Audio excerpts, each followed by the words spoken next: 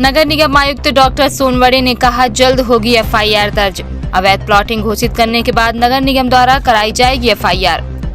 मध्य प्रदेश में लगातार अवैध बिल्डरों के द्वारा लगातार बेशकीमती जमीनों पर अवैध रूप से कब्जा करके बिना परमिशन टीएनसीपी रेरा के जमीनों को टुकड़ों में प्लॉटिंग करके बेचा जा रहा है। साथ साथ रीवा में भी देखा जाए तो कई वर्षों से लगातार बिल्डर रीवा शहर की बसे कीमती जमीनों को बेच रहे हैं, जिसको लेकर अधिवक्ता बीके माला ने कई बार जिला प्रशासन, नगर निगम प्रशासन और कई जगह आवेदन दिए। रेरा आयोग ने भी इस मामले को संज्ञान में लिया, जिसको लेकर नगर निगम आयुक्त ने शहर की कई कॉलोनी को अवैध घोषित कर दिया है और अब बहुत जल्द ही एफआईआर दर्ज कराई जाएगी और साथ ही साथ जमीन दोज करने की कार्रवाई की जाएगी। आपको बता दें कि नगर निगम आयुक्त ने रीवा शहर के अंदर की कई ऐसे बिल्डिंग की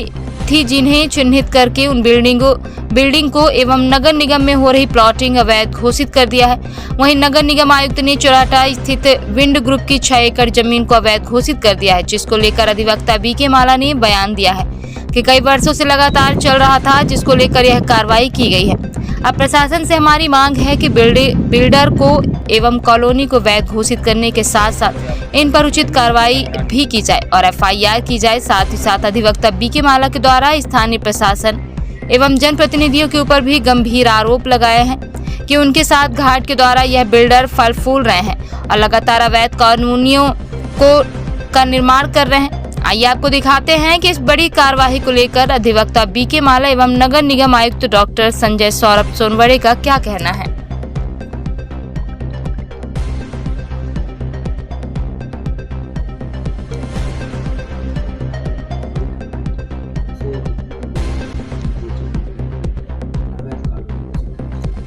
अभी कुल मिला के जो अभी तक की प्रक्रिया थी उसमें 121 कॉलोनी चिन्हित थी, उसमें से 109 कॉलोनीज पे कार्रवाई पूर्व में ही प्रकाशित हो गई थी। कुछ कॉलोनी छूटी थी जिसमें सर्वे नहीं हो पाया था, किसी कारणवश फाइल्स नहीं थी, तो उसमें हमारे यांत्रिकी दल द्वारा समय मांगा गया है, तो उसके अनुसार जल्द ही बाकी लोगों का प्रकाशन भी कर लिया जाएगा। जो कुछ पूर्व में चिन्हांकित नहीं थी कॉलोनीज, ऐसी कॉलोनीज भी चिन्हांकित करके उनका भी प्रकाशन किया गया है ताकि उन पर भी एफआईआर दर्ज कराने की कार्रवाई हो सके। हर जोन से प्रकाशन हो चुका है। कुछ कॉलोनीज अभी भी उसमें शेष है क्योंकि हमने सर्टिफिकेशन मांगे हैं सभी जोनल ऑफिसर्स के कि कोई भी इसके बाद ऐसी अवैध कॉलोनी शेष ना रहे जो इस पर हमें कार्रवाई करना बाकी है, तो इसके लिए सर्टिफिकेशन भी लिया जाए। इसमें 2 तरह की प्रकाशन के बाद कार्रवाई होती है, एक तो ध्वस्तीकरण की होती है और एफआईआर की होती है। तो ये इसका समय खत्म होने के बाद में दोनों कार्रवाइयाँ पैरेलली की जाती हैं।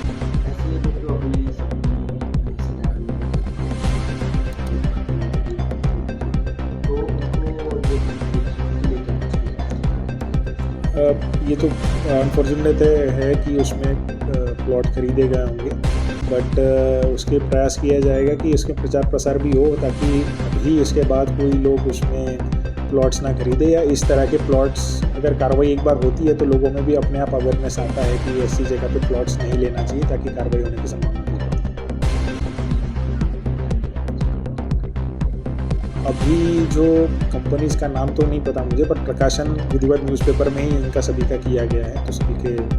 संज्ञान में तरीके से कॉलोनाइजर नगर पालिका अधिनियम 1956 के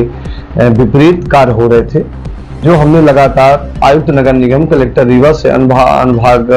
रीवा तहसील हुजूर से कई बार लिखित में आवेदन दिया और आग्रह किया कि रीवा जिले में लगातार जो व्यापक पैमाने पर भूमाफियों के द्वारा या बिल्डरों के द्वारा अनाधिकृत तरीके से भूमियों को बिना डेवलप किए, बिना प्लानिंग के, बिना एनओसी के, बिना मास्टर प्लान के, बिना टीएनसीपी के, बिना रेरा के, बिना डायवर्सन के, बिना प्लानिंग के जो जमीनें सलाउट कर रही हैं, आम जनता को लूटा जा रहा है, आम जनता के औने पौने दाम पे बेचा जा रहा है, सपनों का घर दिखाया जा रहा, दिखाया कुछ दूसरा जा रहा, बेचा कुछ दूसरा जा रहा, रजिस्ट्री कुछ तीसरे जगह की कराई जा रही। इस प्रकार का व्यापक स्तर में धंधा रीवा में फल फूल रहा था, जिसको लेकर और रीवा को विकसित रीवा देखने के लिए, रीवा को अच्छा रीवा बनाने के लिए रोड, रास्ता, बिजली, पानी की व्यवस्थाएं हो, इसके लिए हमने मुहिम छेड़ी और सबसे आग्रह किया, बिल्डरों से भी आग्रह किया कि बड़े पैमाने पर जमीन को यदि आप सेल आउट कर रहे हैं तो कॉलोनाइजर के जो प्रधान है नगर निगम के मध्य पे भू राजस्व के जो प्रधान है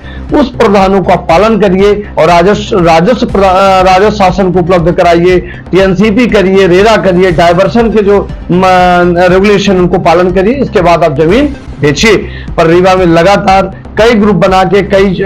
एरिया में अनुभाग रीवा में और नगर निगम में विशेष तौर से जमीनें प्लाटिंग, कच्ची प्लाटिंग करके बेच रहे थे, बड़े बड़े होर्डिंग लगा रहे थे, वर्कशॉप कर रहे थे, सेमिनार कर रहे थे, प्रोजेक्ट दिखा रहे थे, पर धरातल में वास्तविकता वहां कुछ भी नहीं था। तो ये जितना रीवा जनप्रतिनिधियों का है उतना रीवा हम तमाम समस्त व्यक्तियों का है। इसके लिए हमने रीवा की एक मुहिम छेड़ी और ये बताने शासन स्तर में हमने लिखित तौर से, मौखिक और मीडिया के माध्यम से कई बार ये हमने मामला उठाया, जनहित में मामला उठाया कि रीवा शहर की बेशकीमती भूमियां, नदी, तालाब, सरोवर बेचे जा रहे हैं, नदियों को विक्रय किया जा रहा है, नदियों की एरिया को पाट करके समतल करके विक्रय किया जा रहा है, नालों को बराबर कर दिया गया है, नालों के एरिया को नष्ट कर दिया गया है,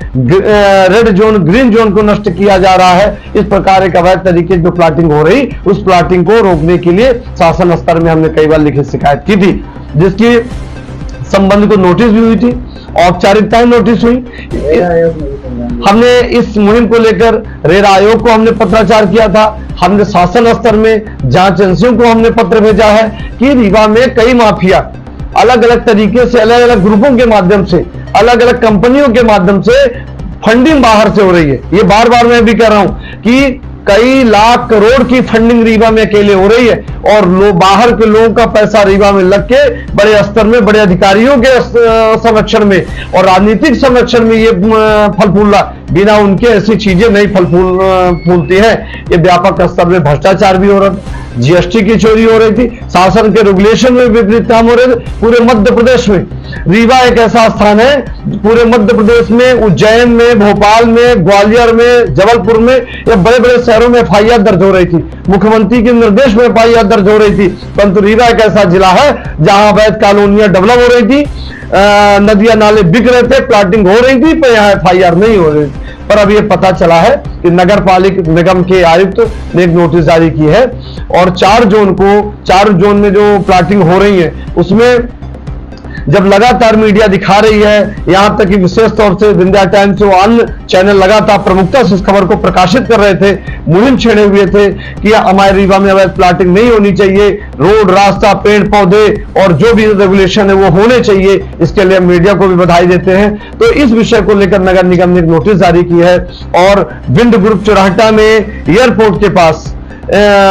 हल्का चुराहटा, तहसील हुजूर, खसा नंबर 765/2/1/2 765/2/2 की भूमि है, जो विंड ग्रुप अधिकृत तौसीफ अहमद खान है और वगैरह है, उनके ग्रुप में और बहुत सारे लोग हैं, शामिल हैं, जो वो सभी मिलकर ये काम कर रहे थे और भी कई कॉलोनियां बना रहे थे। तो नगर निगम नगर पालिका अधिनियम 1956 के नियम धारा 292 के तहत उन्होंने नोटिस जारी की है और उन्होंने नोटिस जारी करके उन्हें समाचार पत्र में प्रकाशन भी किया है कि यह कॉलोनी अवैध है। यदि अवैध कॉलोनी है तो कोई व्यक्ति इस पे रजिस्ट्री कराते हैं, यदि अवैध मानी जाएगी। इस प्रकार की एक समाचार पत्र में नोटिस भी जारी है, जो हमको भी नोटिस के माध्यम से, समाचार पत्र के माध्यम से जानकारी प्राप्त हुई है। इसी प्रकार अन्य कॉलोनी की भी नोटिस जारी होंगी। यदि इस पर रजिस्ट्री पर रोक नहीं लगती है या इन पर एफआईआर नहीं होती है तो इस विषय को लेकर हम जांच एजेंसियों को भी देंगे। हमने कई जांच एजेंसियों को भी लिखा है, प्रदेश की बड़ी जांच एजेंसियों को हमने पत्राचार भी किया है, हमने पत्र भेजे हैं और उनके पुख्ता प्रमाण भेजे हैं। लगातार रीवा जिले में जिस प्रकार की अवैध कॉलोनी डेवलप हो रही है, कॉलोनी डेवलप होनी चाहिए, वो अवैध कॉलोनी नहीं होनी चाहिए। इसलिए कि लोग अपना घर लेना चाहते हैं, अपने घर को सेटलमेंट करना चाहते हैं, व्यवस्थित होना चाहते हैं, पर वो फर्जी नहीं होनी चाहिए, वो संपत्ति कर उनके जमा होनी चाहिए, उनकी कॉलोनी वैध होनी चाहिए। इसके लिए विशेष तौर से जो बिल्डर डेवलप कर रहे हैं तो वो कॉलोनीनाइजर अधिनियम के वरिष्ठ प्रावधानों के तहत करें, नगर पालिका अधिनियम 1956 के प्रावधानों के तहत करें, रेरा एक्ट के तहत करें, वह जो टीएनसीपी डायवर्सन रेगुलेशन बने हुए हैं उसके अंतर्गत करें। हमारा रीवा अच्छा हो, हम भी चाहते हैं।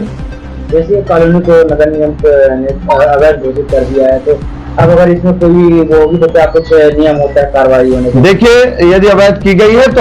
अवैध है। अवैध के लिए रजिस्ट्री नहीं होनी चाहिए, अवैध कॉलोनी को रजिस्ट्री यदि कराता है तो अवैध मानी जाएगी। वह शासन के जो रेगुलेशन है उनको यदि फुलफिल नहीं करते हैं, अब इनके खिलाफ FIR होगी। यदि किसी प्रकार का विक्रय करते हैं, जब कॉलोनी अवैध है तो आप किसी प्रकार का विक्रय, दान, लीज, अंतरण नहीं कर सकते। तो पहले आप कॉलोनी को वैध करेंगे, फिर आप कॉलोनी के जो रेगुलेशन